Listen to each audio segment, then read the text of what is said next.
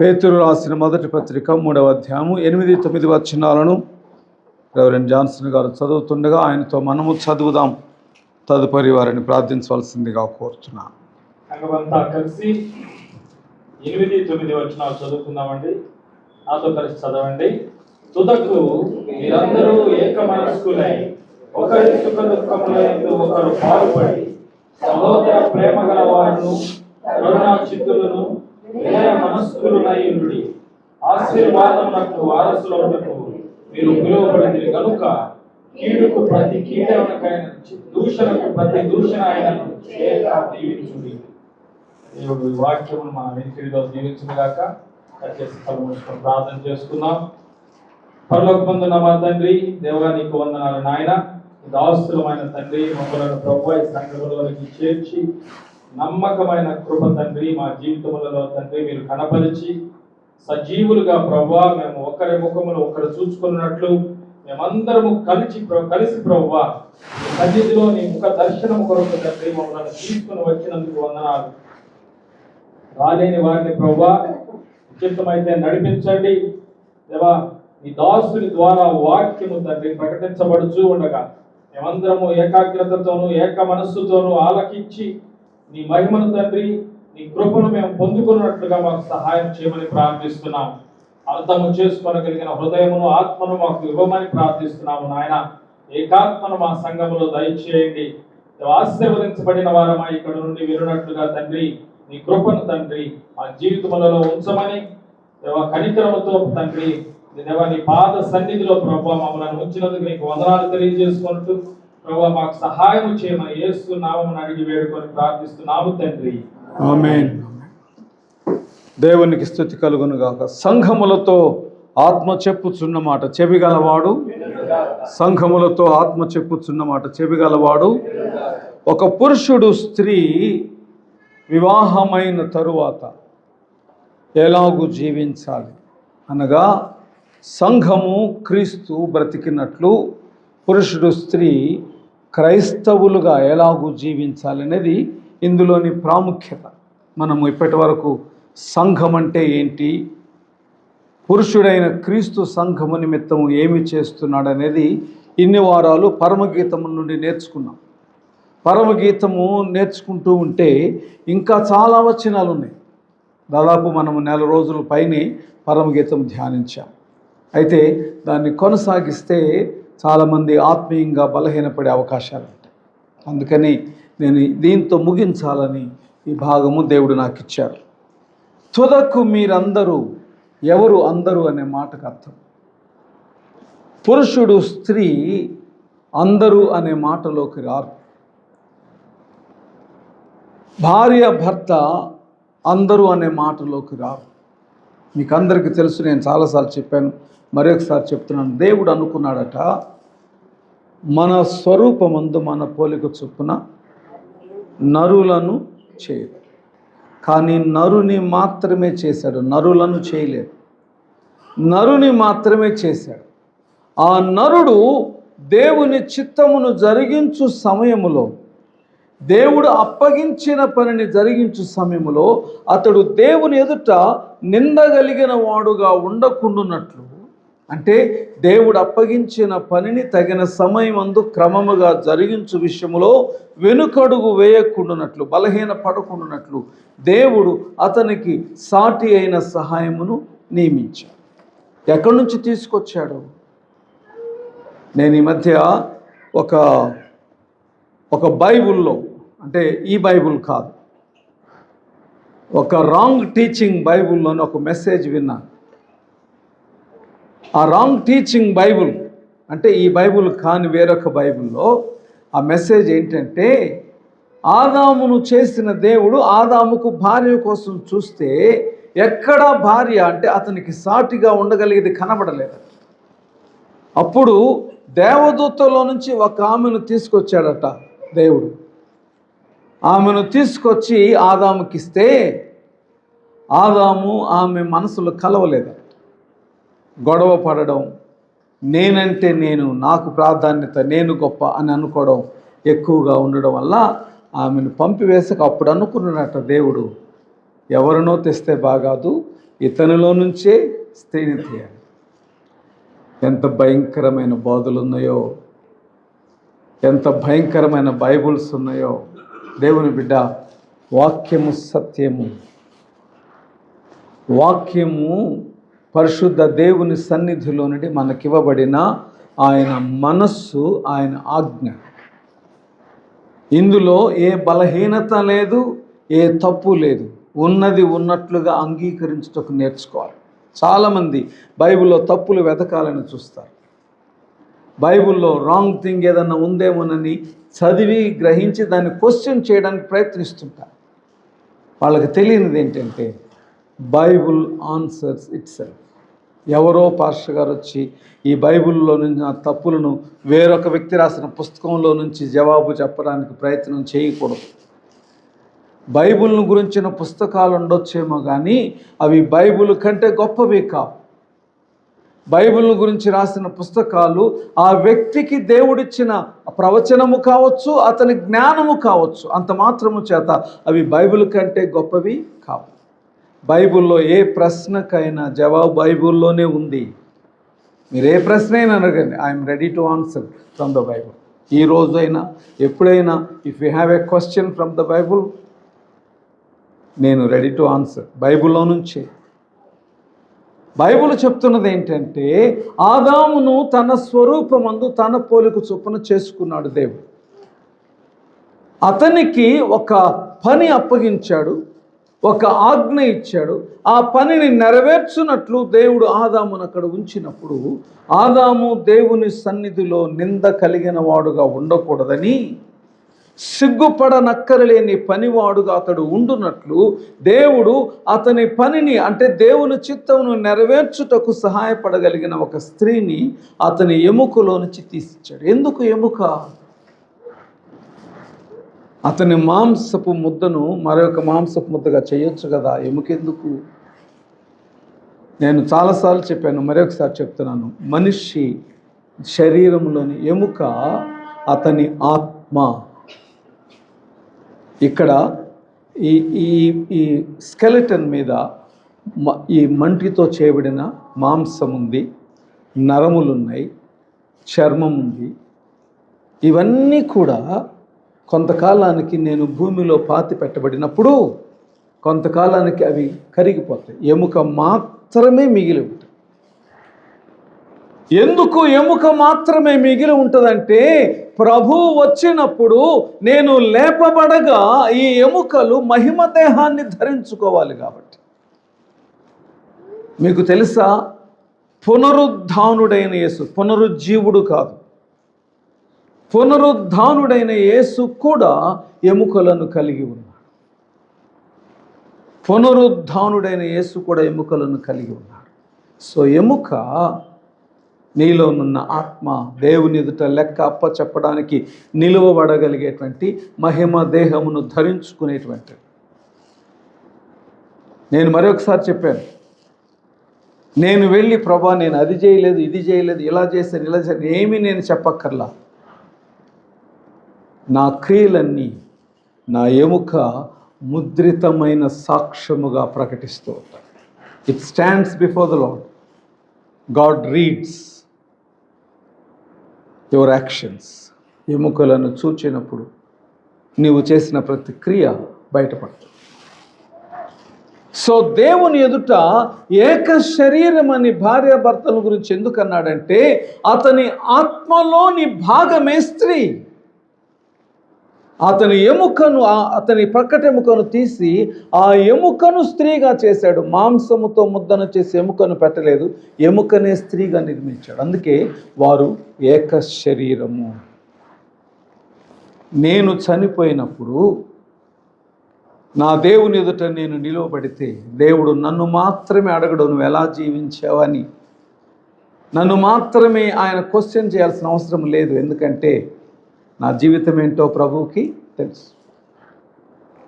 But he will question about my family salvation. ఎందుకంటే నాలో నుంచి తీయబడిన ఎముక కాకపోయినా దేవుడు నాకు ఇచ్చినటువంటి నా పిలుపులోని భాగమైన స్త్రీ రక్షణ విషయమై నన్ను అడుగుతాడు దేవుడు.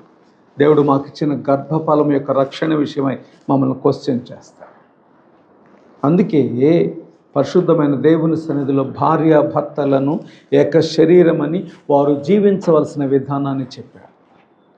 నేను చాలాసార్లు వివాహాల్లో మెసేజ్ ఇచ్చినప్పుడు చెప్తాను, ప్రతి పురుషుడు క్రీస్తు వలె బ్రతకాలి, ప్రతి స్త్రీ సంఘము వలె బ్రతకాలి.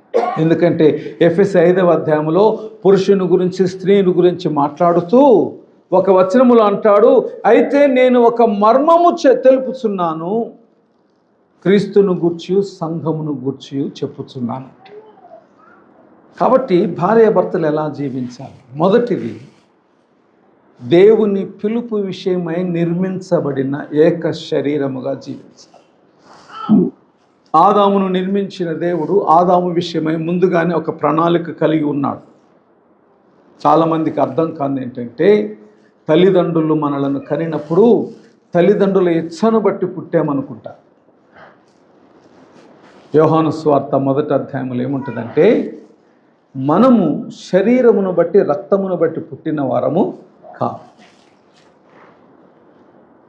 శరీర ఇచ్చను బట్టి పుట్టిన వారము కాము. మనలను దేవుడు మన తల్లిదండ్రులకు ఇచ్చుటకు ముందే మన విషయమై ఒక ప్రణాళిక, ఒక ఉద్దేశమును కలిగి ఉన్నాడు. ఇర్మియాతో దేవుడు అన్నమాట మనందరికీ తెలుసు, తల్లి గర్భములో నీవు రూపింపబడక మునుపే నిన్నెరిగితున్నా, బయలుపడక మునుపే నిన్ను ప్రతిష్ఠించి తిని, జనములకు ప్రవక్తగా నిన్ను నియమించి తిని. ఎరిగిన దేవుడు, ప్రతిష్ఠించిన దేవుడు, నియమించిన దేవుడు మనకున్నాడు. మనము పుట్టక మునుపే. తల్లిదండ్రులు ఆ పిలుపును గుర్తించుట ప్రాముఖ్యమైన విషయం. మరొకసారి చెప్పింది గుర్తు చేస్తున్నాను, అతడు ఏమై ఉంటాడో మరియమ్మకు దేవదూత చెప్పలేదా? వారి పిలుపేంటో రిబ్కాకు దేవుడు చెప్పలేదా? అతడు ఎలా బ్రతకవలసి ఉన్నదో మనోహ భార్యకు, అంటే సంసోను తల్లికి దేవదూత చెప్పలేదా? వారి పిలుపును బట్టి వారిని దీవించిన యాకోబు లేడా? వారి పిలుపును వారికి గుర్తింపజేసిన మోషే లేడా? సమస్య ఏంటంటే, తల్లిదండ్రులు బిడ్డల పిలుపు నెరుగుటకు ముందు వారి పిలుపును గుర్తించకపోవటం వలన బిడ్డలకు వారి పిలుపును తెలియచెప్పలేకపోతున్నారు. Do you know your call? ఎందుకు నిన్ను నిర్మించాడో, ఎందుకు నిన్ను కుటుంబంగా చేశాడో, ఎందుకు ఆయన నిన్ను ఈ లోకమందు తన నామ మహిమార్థమైన నీతిగల కుటుంబంగా వర్ధిల్లుటకు ఏర్పరచుకున్నాడో ఎంతమందికి తెలుసు? మీరు అనే మాటకు అర్థం ఏంటంటే, ప్రభువు చేత దీవించబడుటకు ఏర్పరచబడిన ఒక వ్యక్తి అయిన జనాంగము అని. ఒక వ్యక్తి అయిన జనాంగం. పరిశుద్ధమైన దేవుని సన్నిధిలో ఆయన ఆదామును నిర్మించలేదు, ఒక జనాంగమును నిర్మించాడు, ఒక వంశావళిని నిర్మించాడు. మీరు మత్తయి సువార్త అలాగే లూకా సువార్త చదువుకుంటే క్రీస్తు దగ్గర నుంచి వెనక్కి రాస్తారు, ఎవరెవరికి పుట్టారు, ఎవరి తండ్రి అని. చివరికి వచ్చే పేరు ఎవరిదండి? ఆదామే. దేవుడు ఒక వంశావళి, ఒక జనాంగమును సృజించాడు.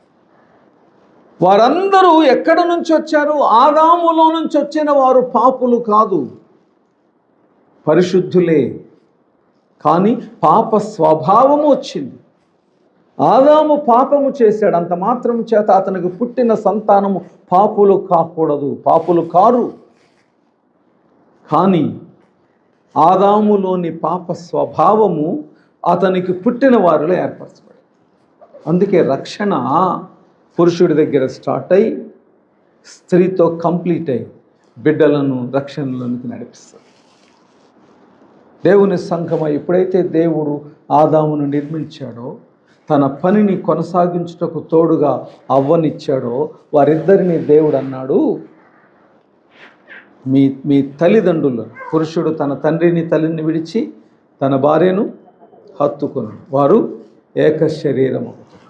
అంటే అర్థం ఏంటంటే, పురుషుడు తన తండ్రి పిలుపును కొనసాగించుట కాదు, తనకివ్వబడిన పిలుపును కొనసాగించుటకు తన భార్య సహాయముతో ప్రభు కొరకై ఫలభరితులవ్వాలి. ఆ అబ్రహామును దేవుడు పిలిచాడు. ఏమని పిలిచాడు?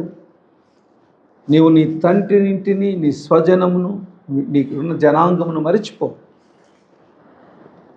నీ తండ్రి ఇంటిని మరువుము, నీ స్వజనమును మరువుము, నీ దేశమును విడిచిపెట్టు, నేను నీకు చూపించు దేశానికి వెళ్ళి. ఎందుకంటే that is the call that I'm giving it to you.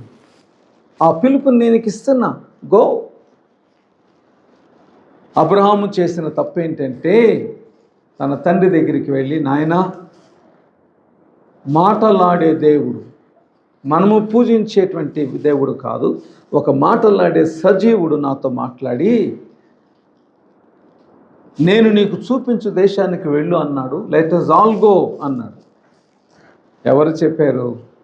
అబ్రహామా, ప్రభు నిన్ను పిలిచాడు, నీ భార్యని పిలిచాడు. నీ పిలుపులో పాలిభాగస్తురాలు నీ భార్య. Not your parents, not your brothers and sisters. Terah, అబ్రహాము తండ్రి తెరహు లేచి తన పిల్లలందరినీ పిలుచుకున్నాడు. అబ్రహాముని తీసుకొని బయలుదేరాడు. అబ్రహాము అప్పటికి ప్రభువును గుర్చిన జ్ఞానం సంపూర్ణముగా కలిగి లేడు కాబట్టి దేవుడు దానిని ఓర్చుకొని ఒక స్థలమునకు వెళ్ళినప్పుడు అబ్రహాము తండ్రిని అక్కడ స్థిరపరిచాడు. ఇక అక్కడి నుంచి కదిలే అవకాశం లేదు అబ్రహాము తండ్రి. అబ్రహాముతో మరలా కనబడిన దేవుడు అన్నాడు, నేను నీ తండ్రి ఇంటిని విడిచిపెట్టమన్నాను. రా, బయటికి రా, బయటికి రా. బయటకు వచ్చాడు. అయితే తన సహోదరుని కుమారుణ్ణి తనతో పాటు తీసుకొచ్చాడు. ఎందుకు? అప్పటికే పెళ్ళైపోయింది, పిల్లలు లేరు. సో లోతును తీసుకొని బయలుదేరాడు. లోతు తన సహోదరుని కుమారుడే తీసుకొని బయలుదేరాడు. ఇప్పుడు అబ్రహాముతో నీ కుమారుణ్ణి విడిచిపెట్టు అంటే అబ్రహాముకు బాధ కలుగుతుంది. సో గాడ్స్ ప్లాన్ వేరుగా ఉంది. దేవుడు అన్నాడు, అబ్రహాము లోతు కలిసి ఒక పిలుపును కొనసాగించాలి. ఎవరి పిలుపు వారిదే. నా పిలుపు నాదే, నా కుమారుని పిలుపు నా కుమారునిదే. పిలుపులు ఎవరికి వారికి ఇవ్వబడతాయండి. వారసత్వము కాదు పిలుపు. అన్లెస్ దేవుడు దాన్ని వారసత్వం ఇవ్వదలిస్తే తప్ప. బైబిల్లో ఏ సేవకుడు తన పిల్లలను ఆ పరిచర్యలోకి పిలుచుకోవాలి? సమూయేలు కుమారులు సమూయేలు పరిచర్యలోకి రాలేదు. ఎప్పుడైతే లోతును చూచిన దేవుడు, లోతుకు దేవుడు తెలియదని తెలుసు కాబట్టి లోతును ఆ విశ్వాసి అయిన అబ్రహాము నుంచి దూరపరిచాడు. లోతుకు దేవుడు తెలియదు. లోతుకు తెలిసింది ఎవరు? అబ్రహాము పూజించే దేవుడు. అంటే వ్యక్తిగతంగా లోతుకు దేవుడు లేడు, కానీ అబ్రహాము పూజించే దేవుడు తనకు తెలుసు. అందుకే దేవుడు కలహము పుట్టించాడు అతని కాపురులకి ఇతని కాపురులకి. వారి మధ్య కలహము పుట్టినప్పుడు అబ్రహాము అన్నాడు, అప్పటికీ కూడా పూర్తిగా అబ్రహాముకు అర్థం కాల దేవుని పిలుపు. అంటున్నాడు, ఈ దేశాన్ని చూడు, 4 వైపులా చూడు, ఇది దేవుడు నాకు ఇచ్చినటువంటి స్వాస్థ్యం, ఏది కావాలో కోరుకు. అబ్రహామా, ఇది నీకిచ్చిన పిలుపు, లోతుకిచ్చింది కాదు. కానీ లోతుని తనతో ఉండమని కోరుకున్నాడు అబ్రహాం. కానీ ఆ లోతు దూరంగా చూచాడు. అక్కడ ఉన్నటువంటి యోర్దాను నది అవతలున్న పట్టణం యెహోవా తోట వలె కనబడింది. అటు వెళ్ళిపోయాడు. అంటే దేవుడు అబ్రహామునకు వాగ్దానం చేసిన దేశంలో ఇంకెవరూ లేరు. అబ్రహాము, శారయి మాత్రమే ఉన్నారు. అబ్రహాము దాసుడు. ఎందుకు ఈ మాటలు చెప్తున్నానంటే, చాలాసార్లు పురుషుడు తన పిలుపును అర్థం చేసుకోకపోయినా, పురుషుడు స్త్రీ పిలుపులో కొనసాగుటకు దేవుని ఎదుట విజ్ఞాపనము చేసి వారి పిలుపును కలిసి అర్థం చేసుకోలేకపోయినా ఏమి జరుగుతుందో మీకు చెప్పడానికి. ఇప్పుడు పిల్లలు పుట్టలేదు, తండ్రిని విడిచిపెట్టాడు, లోతు వెళ్ళిపోయాడు. దేవునితో ఉన్నది ఇప్పుడు అబ్రహాము శారానే కదా. దేవుడు ఎందుకు ఇంకా పిల్లల్ని ఇవ్వడం లేదు? అప్పుడు శారైకి అవిశ్వాసం వచ్చింది. శారా అనుకుంది, దేవుడు వాగ్దానము చేసింది అబ్రహాముతో కాబట్టి అబ్రహామునకు పిల్లలు కలుగునట్లు నా దాసిని ఇస్తానని అవిశ్వాసి అయిన హాగరును అబ్రహాముకి ఇచ్చాడు. ఎప్పుడైతే ఇష్మాయిల్ పుట్టాడో దేవుడు అన్నాడు, నా పిలుపును నువ్వు కొనసాగించే విషయంలో నిందగలిగిన వాడవయ్యావు. నా పిలుపు నీకు ఇచ్చినప్పుడు దానిని ఎరిగిన వాడుగా బ్రతికావు. నా పిలుపును నీ యందు నేను కొనసాగించుచుండగా నువ్వు తప్పు చేసి నిందగలిగిన వాడవయ్యావు. చాలామందికి ఈ ప్రశ్న ఉంటుంది, ఎందుకు దేవుడు ఆలస్యం చేయాలి? నేను ఇన్ని సంవత్సరాలుగా ప్రార్థన చేస్తున్నాను, నాకు దేవుడు ఎందుకు అది ఇవ్వలేదు ఇది ఇవ్వలేదు, వాగ్దానం చేశాడని నాకు తెలుసు, ఎందుకు ఆలస్యం చేస్తున్నాడు? ఒక ఆత్మీయ సత్యం చెప్తాను. ఎందుకు దేవుడు ఆలస్యం చేశాడు అబ్రహాం విషయంలో? దేవుని బిడ్డ, నేను నా పిలుపును ఎరిగిన పరిపూర్ణుడనైతే నాకు పుట్టే బిడ్డ నా విశ్వాస వారసుడవుతాడు. ఒకవేళ నా పిలుపులు నేను అవిధేయుడనైనా, నా పిలుపును నేను గ్రహించకపోయినా నాకు పుట్టే బిడ్డ అదే వారసత్వాన్ని కొనసాగిస్తాడు, అవిశ్వాసిగా బలహీనపడతాడు. దేవుడు అబ్రహామును పిలిచినప్పుడు అబ్రహాము ద్వారా క్రీస్తును కూడా అతనికి కుమారుడిగా పిలవాలనుకున్నాడు. అటువంటి అబ్రహాముకు పుట్టే బిడ్డలు ఏమై ఉండాలి? సంపూర్ణులై ఉండాలి. అబ్రహాము విశ్వాస సంపూర్ణత ఏర్పడేంత వరకు అబ్రహామును దేవుడు అలాగే ఉంచాడు. అబ్రహాముకి ఎప్పుడు బుద్ధి వచ్చిందండి? 99 ఇయర్స్ వచ్చినప్పుడు. అబ్రహాముకు 99 ఏండ్ల వయసులో బుద్ధి వస్తే దేవుడు అన్నాడు, నీవు నా సన్నిధిలో నడుచుచు నిందారహితుడవై ఉంటావు. అబ్రహాము బిడ్డలను కను శక్తి కలిగిన వాడు కాదు, బట్ గాడ్ రివైవ్డ్ హిమ్. బైబిల్లో ఏముందో తెలుసా? శారా మృతతుల్యమైన దేహము కలిగి ఉంది, కానీ దేవుడు ఆమెను బ్లెస్ చేశాడు. ఇది కేవలము ఒక పిలుపు, శరీర సంబంధమైన బాంధవ్యము కాదు, ఆత్మ సంబంధమైన పిలుపు, పరిపూర్ణత. మీకు తెలుసా 128వ కీర్తనలో చక్కటి మాటలు ఉంటాయి భార్యాభర్తల కొరకు. ఎంతమంది దాన్ని అర్థం చేసుకుంటారో తెలియదు. యెహోవా యందు భయభక్తులు కలిగి ఆయన త్రోవలు యందు నడుచు వారు ధన్యులు. నడుచువాడు అని లేదు, నడుచువారు. ఎవరు నడుచువారు? భార్య భర్త. క్రైస్తవులు లేకపోతే విశ్వాసులు కాదు. అక్కడ రాయబడిన మాటలోని అర్థం ఏంటంటే, ఒక పురుషుడు స్త్రీ వివాహమైనప్పుడు యెహోవా యందు భయభక్తులు కలిగి బ్రతకాలి. అలా బ్రతికినప్పుడు దేవుడు అతని చేతుల కష్టాతీతమును దీవిస్తాడు. అంటే అర్థం ఏంటంటే, తన్ను దీవించిన దేవునికి చెందినది తనలో నుంచి ఇచ్చుటకు నేర్చుకుంటాడు. మీరేమనుకోవద్దు, I don't want to say this, కానీ వాక్యములో అవసరం కాబట్టి చెప్తున్నాను. దశమభాగము తన సంపాదనలోంచి ఇవ్వలేనివాడు తన కుమారుణ్ణి కూడా దేవునికి ఇవ్వలేడు, అవిశ్వాసిగా ఉంటాడు. ఇది దేవునిది అని దేవునికి ఇచ్చినప్పుడు తన జ్యేష్ఠ కుమారుని దేవునికి ఇవ్వాలి కదా. జ్యేష్ఠుడు దేవుని వాడు. ఎప్పుడు ఇస్తాడు? When he understands the call. అది ఫిజికల్గా నీకు తెలిసినప్పుడు ఆత్మీయంగా నీకు అర్థమవుతుంది. అందుకే అక్కడ అంటాడు, నీవు నీ చేతుల కష్టాతీతం అనుభవించదవని ఒక చక్కటి మాట ఉంటుంది. నీవు ధన్యుడవు, నీకు మేలు కలుగు. ఆ తరువాత స్త్రీతో మాట్లాడుతున్నాడు. ఇప్పుడు పురుషుడితో మాట్లాడిన దేవుడు ఇక్కడ స్త్రీతో మాట్లాడుతున్నాడు. నీ లోగిట నీ భార్య ఫలించు ద్రాక్షావల్లి వలె ఉండు. ఒకసారి ఒక సహోదరుడు, ఇంతకుముందు మన చర్చకు వచ్చేవాళ్ళు, ఇప్పుడు రావడం లేదు, పాష గారు దశమభాగం ఇస్తే దీవించబడతారని మీరు చెప్పడం విన్నాను. నేను దశమభాగం ఇచ్చిన దగ్గర నుంచి నాకు శోధనలు, కష్టాలే వస్తున్నాయి. మీరు చెప్పింది అబద్ధమా, లేకపోతే నేను సరిగ్గా ఇవ్వట్లేదా? దశమభాగం ఇస్తే దేవుడు మిమ్మల్ని దీవిస్తే, ఇది బైబిల్లో మాటే. మరి నాకెందుకు కష్టాలు ఎక్కువైనాయి? దశమభాగం ఇస్తే కష్టాలు రాకూడదు కదా. నేను అన్నాను, దశమ భాగం ఇప్పుడు ఇచ్చారు రండి మీరు, ఇంతకాలము మీరు ఇవ్వండి దేవుడు తీసుకోవద్దా మీ దగ్గర నుంచి? ఇవ్వకుండా ఉంటే అసలు పట్టించుకోడు. ఇవ్వడం మొదలు పెట్టాక బాకీ తీర్చుకోవాలి కదా. దేవుడు కష్టపెట్టాడండి. వాక్యం ఏంటంటే, ఇచ్చుచున్న నీవు సంపూర్ణుడు వగునట్లు ప్రభు నిన్ను పరిపూర్ణుని చేస్తున్నాడు అంతే. నేను ఈ నెల దశమ భాగం ఇచ్చాను, అది దేవుని చేత అంగీకరించబడాలంటే దానికి తగినట్లుగా నన్ను పరిపూర్ణను పరిశుద్ధుడను చేయడం దేవుని పని తప్ప నన్ను బాధ పెట్టడం కాదు. అందుకే వాక్యానుసారముగా ఇచ్చువాని లేకపోతే జీవించువాని భార్యను అంటున్నాడు, నీలోగిట నీ భార్య ఫలించు ద్రాక్షవల్లి.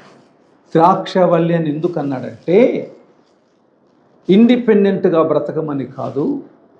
ద్రాక్ష తీగకున్న గొప్పతనం ఏంటంటే, అక్కడున్నటువంటి ఆ దూలంకి అది చుట్టుకుంటుంది. నీ పురుషుని మీద ఆనుకుని నువ్వు ఫలించాలి. ఆ తర్వాత మాట గమనించండి, నీ భోజనపు బల్ల చుట్టూ నీ పిల్లలు ఒలివ మొక్కలని ఎందుకు అన్నాడు? ఇంకేం మొక్కలు లేవా? కేదారు వృక్షం ఎప్పుడన్నా చూసారా?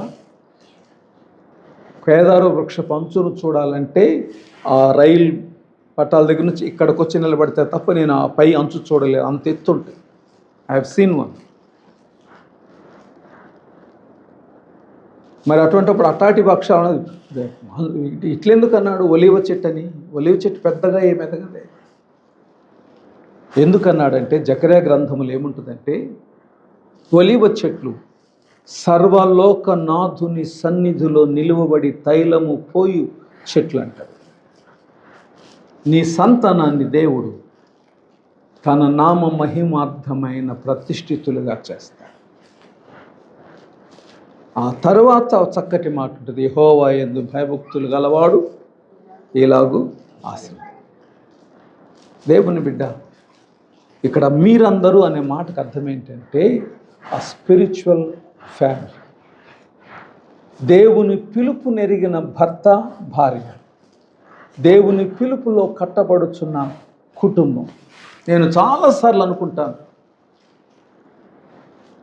ఆ నోవహును పిలిచిన దేవుడు నోవహు భార్యను పిలిచాడా? పిలవలేదే. మరి నోవహు భార్య ఓడలోనికి ప్రవేశించగల నీతిని ఎలా కలిగి ఉందంటే, ఇదే పేతురు 3వ అధ్యాయంలో నేను చదువుతాను, చూడండి ఒకసారి. 6వ వచనం, 5-6 వచనాలు. పేతురు మొదటి పత్రిక 3వ అధ్యాయం 5-6 వచనాలు. అటువలే పూర్వము దేవుని ఆశ్రయించిన పరిశుద్ధ స్త్రీలను తమ స్వపురుషులకు లోబడి ఉండుట చేత తమను తాము అలంకరించుకున్నది. ఆ ప్రకారము శారా అబ్రహామును యజమానుడని పిలుచుచు అతనికి లోబడి ఉండెను. మీరును యోగ్యముగా నడుచుకొనొచ్చు, సంఘం ఏ భయమునకు బెదరకున్న ఎడల ఆమెకు పిల్లలు. ఇక్కడ లోబడం అనడం కాదు ఇక్కడ ముఖ్య ఉద్దేశం. చాలామంది మిస్అండర్స్టాండ్ చేసుకుంటారు. లోబడండి, అది కాదు అక్కడ ఉద్దేశం. దేవుని పిలుపు ఎవరికి ఇవ్వబడిందో వారి ఆలోచన ప్రకారం నడుచుకోండి అనేది ఇందులోని భావం. అది దీని ఉద్దేశం. దేవుని పిలుపులో అతడున్నాడు. ఆ పిలుపును దేవుడు అతనికి తెలియచేసినప్పుడు he knows what to say, how to guide. ఆమె అలాగున నడిచింది గనక ఆ పిలుపులో నోవహుతో పాటు ఓడలోకి వెళ్ళింది. నోవహు తన కుమారులను వాక్యానుసారముగా పెంచాడు. వారు తమ భార్యలను వాక్యానుసారముగా నడిపించారు. 8 మంది రక్షించబడ్డారు. నీవు నేను రక్షించబడాలంటే, నీవు నేను రక్షించబడాలంటే చాలాసార్లు రిప్రజెంటేటివ్స్ వస్తారు చర్చ్కి. ఇంటి నుంచి ఒకరు, మిగతా వాళ్ళకు పనులుంటే అది వేరే సంగతి. కానీ దేవుడు కోరుకునేది ఒక కుటుంబాన్ని. డిసెంబర్ చివరి ఆదివారము 31st నైట్ మనం కుటుంబాలుగా కూర్చుంటాం. చూడ్డానికి ఎంత బాగుంటుందండి. పురుషుడు, స్త్రీ, పిల్లలు కలిసి చేతులు పట్టుకొని ప్రార్థన చేసుకుంటుంటే ఎంత బాగుంటుంది. ప్రభుని పిలుపును ప్రతిష్ఠితముగా ఎంచుకొని కలిసి జీవాహారములో చేయి వేస్తే ఎంత బాగుంటుంది. అవునండి, దేవుడు కోరుకునేది అదే. దేవుడు కోరుకునేది అదే. మీరందరూ పిలుపులో, దేవుని నీతిలో, పురుషుడు దేవుని ఎదుట నిలబడి లెక్క చెప్పవలసిన దానికి సరిగా కుటుంబము కట్టబడితే అక్కడ అంటాడు ఏక మనస్కులై. ఏక మనస్సు. ప్రతి కుటుంబములో పురుషుడు స్త్రీ అన్నిటిలో అంగీకరించాల్సిన అవసరం లేదు. అబ్రహాము తప్పు చేసినప్పుడు శారయ్య అతన్ని గద్దించింది. ఏమంది? దాసిని, దాని కుమారుని వెళ్ళగొట్టు. అబ్రహాం అనుకున్నాడు, పురుషుణ్ణి కదా, నాకు లోబడాలి కానీ ఆమె నాకు చెప్పడం ఏంటి అని దేవుడి దగ్గరికి వెళ్ళాడు. దేవుడు అన్నాడు, నీ భార్య అయిన శారయ్య చెప్పినట్లు చేయి.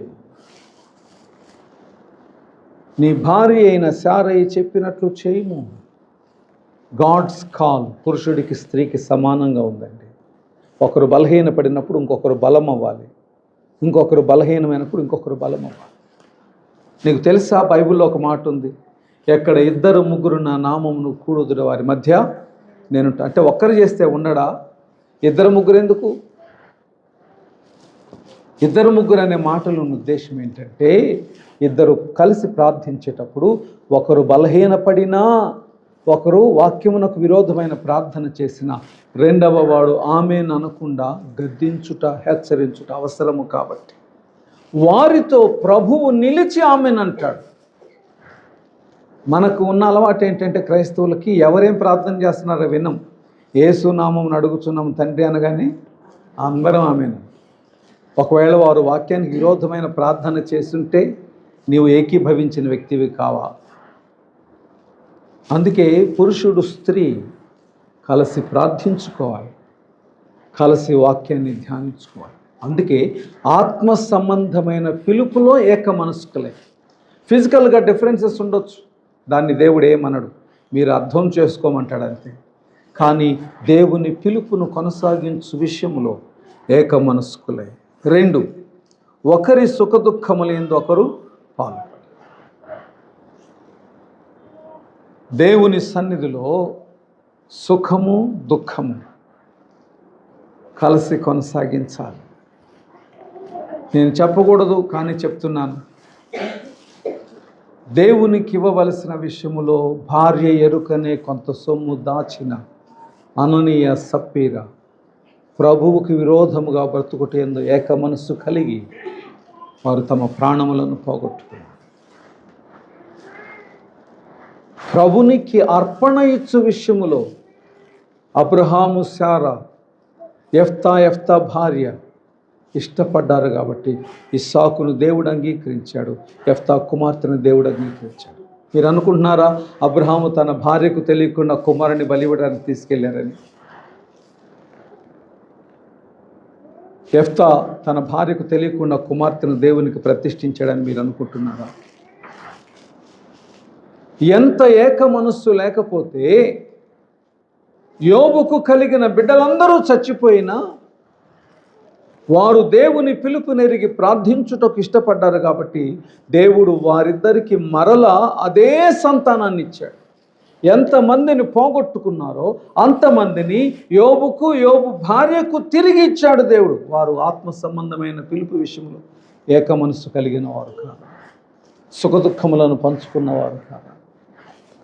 దేవుని బిడ్డ, ఒక పురుషుడు లేక ఒక స్త్రీ తన పిలుపులో పరిపూర్ణుడవ్వాలంటే భార్య లేక భర్త ఏక మనస్సును కలిగి ఉండాలి. ఒకరు బలహీనపడ్డారు అవిశ్వాసం అంటే తన యొక్క స్పౌజ్, పురుషుడు కానీ స్త్రీ కానీ వారి అవిశ్వాసానికి కారణం కాదు. That is not the call. అది పిలుపు కాదు. పిలుపు ఒక్కటే. బైబిల్లో తండ్రి ఒక్కడే, కుమారుడు ఒక్కడే, పరిశుద్ధాత్మ ఒక్కడే, బాప్తిస్మం ఒక్కటే. ఆ మాట నాకు చాలా ఇష్టం. బాప్తిస్మం ఒక్కటే అంటే అర్థం ఏంటంటే క్రీస్తులోనికి పిలువబడిన పిలుపు, దాన్ని కొనసాగించు మీ యొక్క అండర్స్టాండింగ్ ఒక్కటే అయి ఉండాలి. శరీరంలో బలహీనపడడం వేరు, ఆత్మలో బలహీనపడటం వేరు. సహోదర ప్రేమ గలవారు, నేను ముగించేస్తానండి.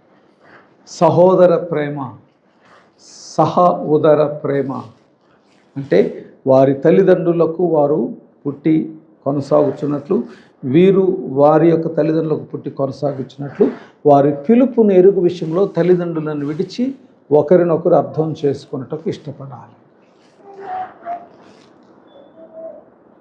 వాక్యానుసారమైనటువంటి మనస్సాక్షిని గురించి అక్కడ అంటున్నాడు. తర్వాత కరుణా చిత్తులను వినయ మనస్కులనై ఉండు. కుటుంబాన్ని కట్టుకునే విషయంలో కరుణా చిత్తులై ఉండాలి. దీన్ని ఎక్స్ప్లెయిన్ చేయడం కంటే ప్రతి పురుషుడు స్త్రీ అనుభవించుచున్నాడని చెప్పవచ్చు. నీ కుటుంబాన్ని నువ్వు ఎలా కట్టుకుంటున్నావు? రాంగ్ ఐడియాస్ ఇచ్చి పెంచుకుంటున్నావా? వారికి లేని దాన్ని వారిలో ఆశ పుట్టించి పెంచుతున్నావా? అది వ్యక్తిగతంగా నేను అప్పగిస్తున్నా. ముగించడానికి ముందు ఆ చివరి వచనం, ఆశీర్వాదమునకు వారసులవుటకు మీరు పిలువబడితే గనుక కీడుకు ప్రతి కీడైనను దూషణకు ప్రతి దూషణైనను చేయక దీవించండి. నేను ఒక పిలుపునిస్తున్నానండి ప్రతి పురుషుడికి, స్త్రీకి. గాయపడిన మనస్సుతో దీవించుటకు నువ్వు నేర్చుకుంటే, గాయపడిన మనస్సుతో నీవు దీవించుటకు నేర్చుకుంటే, నీ దీవెన నీ బిడ్డల మీద, నీ భార్య మీద, నీ భర్త మీద నిత్యము నిలిచి ఉంటుంది. నాకు వాళ్ళు ఇలా చేస్తేనే నేను దీవిస్తాననే మనసొద్దు. దీవించు మనస్సు గాయపడిన వ్యక్తి కలిగి ఉండాలి. ఒకటే ఉదాహరణ, యోబు గాయపడ్డాడు తన స్నేహితుల వల్ల, ఆయనను వారి కొరకు బలి ఇచ్చాడు. యేసయ్య శిలువ మీద ఎవరి కొరకు ప్రార్థన చేశాడండి? తన్ను గాయపరిచిన వారు. మరి పురుషుడు క్రీస్తు స్థానములో ఉండి దీవించడం నేర్చుకోవద్దా? సంఘము స్థానములో ఉన్న స్త్రీ దీవించడం నేర్చుకోవద్దా? ఇది నీ పిలుపు. క్రీస్తును పోలి పురుషుడు, సంఘమును పోలి స్త్రీ బ్రతకాలి. ఆ పిలుపు కలిగినప్పుడే వాక్యానుసారముగా నీ కుటుంబము కట్టబడుతుంది. దేవుడు మిమ్మల్ని దీవించునుగాక. తలలోంచి ప్రార్థన చేసుకుందాం. తలలోంచి ప్రార్థన చేసుకుందాం. Thank you and God bless you. Please like. It helps the video to reach more people, and share the blessings of the word to friends and family.